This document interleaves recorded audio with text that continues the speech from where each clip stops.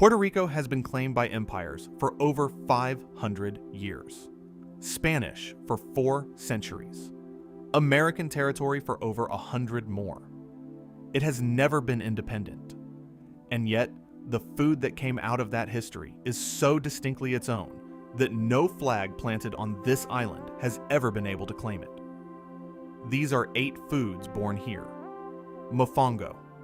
It begins in a pilon, a large wooden mortar and pestle that sits in Puerto Rican kitchens the way a cast iron pan sits in others, permanently. Plantains are sliced, fried until golden, then transferred into the pylon while still hot and worked with garlic, olive oil, and pork crackling until everything becomes a dense, unified mass. The pounding is not incidental. It is the technique. Nothing produced by a blender or a food processor replicates what the pilon does. The technique traces directly to West African fufu. The tradition of pounding starchy vegetables into a unified mass brought to Puerto Rico by enslaved Africans who recognized the plantain and applied what they already knew. The plantain itself arrived from Africa on Spanish colonial ships. The garlic and olive oil came with Spanish colonizers. 3 cultures that never chose each other combined in a single wooden mortar. The pounding technique came from West Africa. The garlic and olive oil came with Spanish colonizers. The Taino people of Puerto Rico had been working root vegetables in mortars on this island long before either of them arrived. What came out of the pilon belonged to none of them. It belonged to Puerto Rico. Arroz con gandules. Every Caribbean island has a rice and beans dish. Puerto Rico has this one, and it is not the same thing. The pigeon pea is not a substitution for kidney beans or black beans. It is a specific choice that produces a specific result. Change the pea, and you have a different dish from a different island. Pigeon peas arrived in the Caribbean from West Africa on slave ships. The sofrito base, recao, ají, dulce, garlic, onion, and tomato, is specifically Puerto Rican. The ají dulce pepper and the recao herb are not found in Dominican sofrito or Cuban sofrito. They are found here. Arroz con gandules is on every table at every Puerto Rican celebration, without exception.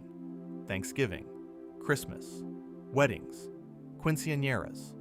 The rice that defines celebration on this island is now made in apartments across New York, Orlando, and Chicago by Puerto Ricans who have never lived on the island, but cook this dish the same way their grandmothers did. Pernil. On Noche Buena, Puerto Rican Christmas Eve, there is one smell that means the night has officially begun.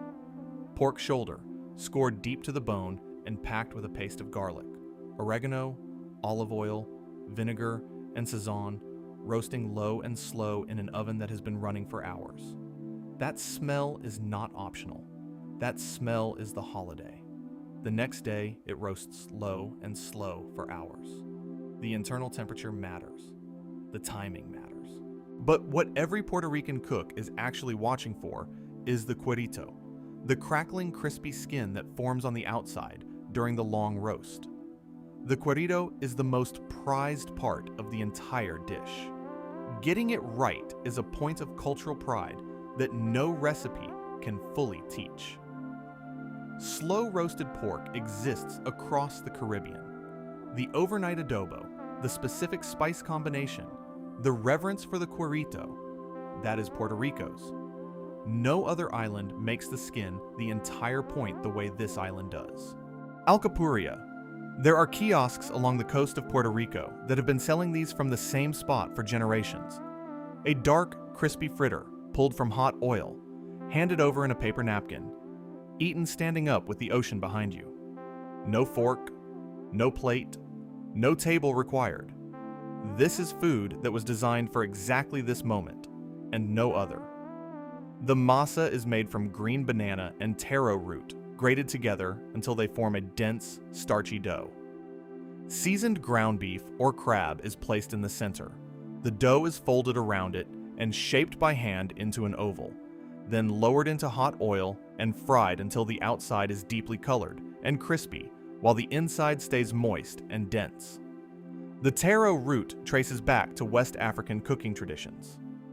The green banana arrived from Africa on Spanish colonial ships. Puerto Rico combined them into something neither culture had made before. The alcapurria has never been packaged, franchised, or mass-produced. It remains exactly what it always was. Something made by hand, sold at the beach, eaten standing up before it has a chance to cool down. Some foods travel the world. This one never needed to. Pastel. They are not tamales. That distinction matters more than it might seem.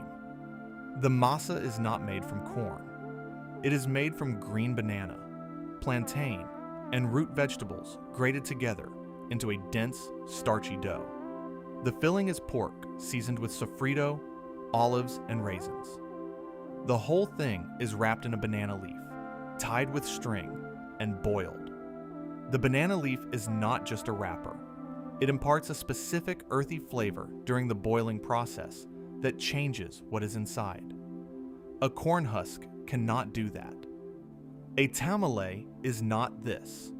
The banana leaf wrapping traces to both West African and Taino cooking traditions. The root vegetable masa reflects the Taino staple crops that sustained this island long before any colonizer arrived. The pork and olive filling came with the Spanish. 3 cultures assembled around a banana leaf and produced something that Christmas in Puerto Rico cannot happen without: Tembleque. The name means something that trembles.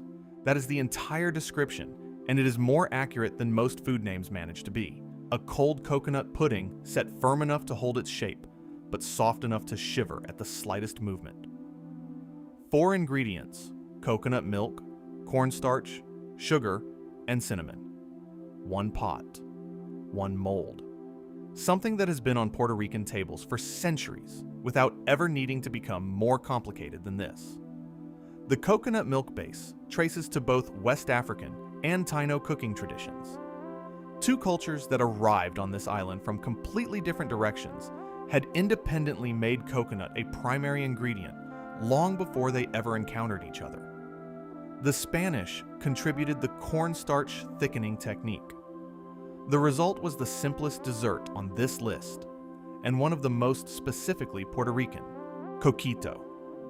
Every Puerto Rican family has their own recipe, and every single one of them believes theirs is the definitive version. That argument runs from November through January without resolution and without anyone changing their mind. The bottle is the signal. When Coquito appears on the kitchen counter, the Christmas season has officially begun. Coconut milk, condensed milk, white rum, cinnamon, and vanilla, combined and poured into bottles that are given as gifts, carried on planes, and passed between family members the way other cultures pass down jewelry. There are no eggs in traditional Coquito. The comparison to eggnog misses the point entirely. The coconut milk base makes it a completely distinct drink that eggnog never influenced and never resembled. The rum connects directly to Puerto Rico's sugarcane history. The coconut traces back to both Taino and West African cooking traditions. What those ingredients produce together is a drink so specific to this island and this season that counterfeits are immediately identified and quietly judged. Piña colada. The most recognized Caribbean cocktail in the world was invented by a bartender in San Juan, Puerto Rico in 1954. Ramon Marrero, known as Monchito, worked at the Caribe Hilton and spent 3 months experimenting before landing on the combination that has defined tropical drink culture ever since. Pineapple juice, coconut cream, and white rum blended together with ice until smooth. The coconut cream is what separates it from every other rum and fruit combination.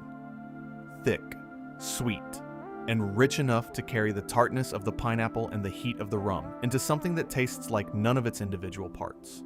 The ratio matters. Too much coconut cream and it becomes heavy. Too little and the balance collapses. Puerto Rico's government designated the piña colada the official national drink of the island. The Caribe Hilton still has the original bar where Monchito made it. A cocktail invented in a hotel lobby by one bartender became the symbol of an entire island's identity and the defining taste of tropical leisure culture worldwide. Puerto Rico has been claimed by empires for over 500 years. The food that came out of that history never belonged to any of them. A wooden mortar, a banana leaf, a bottle of coconut rum passed between family members at Christmas. The island built something that outlasted every flag planted on it.